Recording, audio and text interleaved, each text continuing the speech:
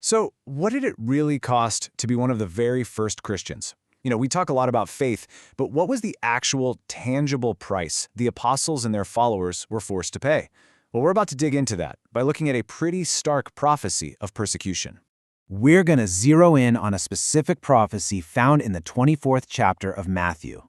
This passage lays out, in some really intense detail, the huge challenges the early believers were told they were going to face.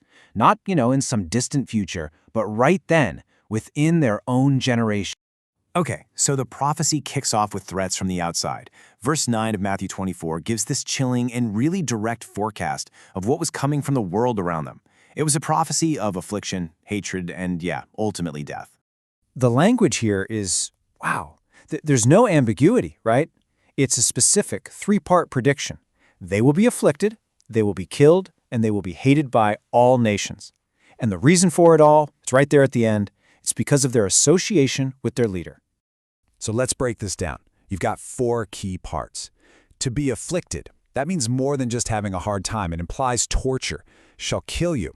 That's the ultimate price. Hated of all nations. That speaks to the sheer scale of the opposition. It's global. And for my name's sake is the crucial why. This wasn't random violence. It was targeted persecution. So, the big question is, did this prophecy actually happen?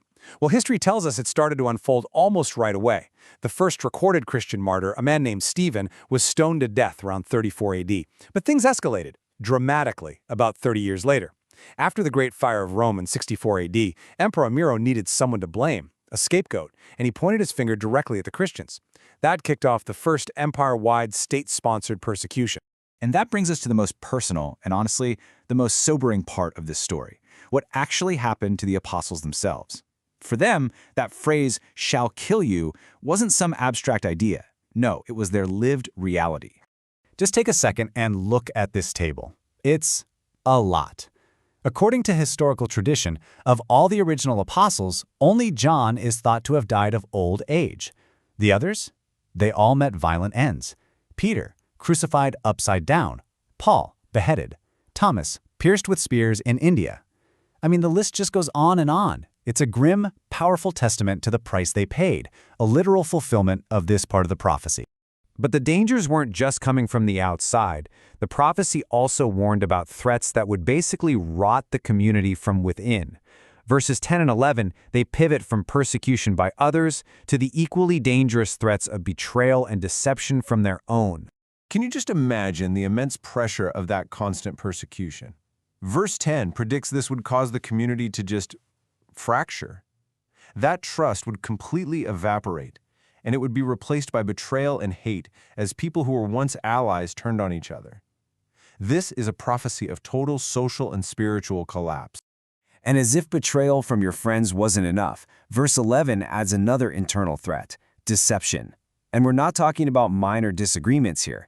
This is talking about charismatic leaders actively rising up to mislead people, capitalizing on all the chaos and fear. So, what exactly is a false prophet in this context? Well, it's someone who claims they're speaking for God, but they're actually leading people down the wrong path, often for their own gain or to undermine the core beliefs of the community. They basically exploit people's hope and fear to get power and control. And look, this wasn't just a theoretical danger. The first-century historian Josephus gives us a chilling, real-world example. During the siege of Jerusalem, a false prophet told a crowd of people to gather at the temple, promising them a miraculous rescue. They weren't rescued. They were slaughtered. This kind of deception had deadly, real-world consequences. Which leaves us with this one profound question. When you're faced with execution from the outside and total collapse from the inside, how does a movement like this even survive, let alone grow? The answer really speaks to an incredible kind of resilience, one that completely defied the odds that were laid out in this very prophecy.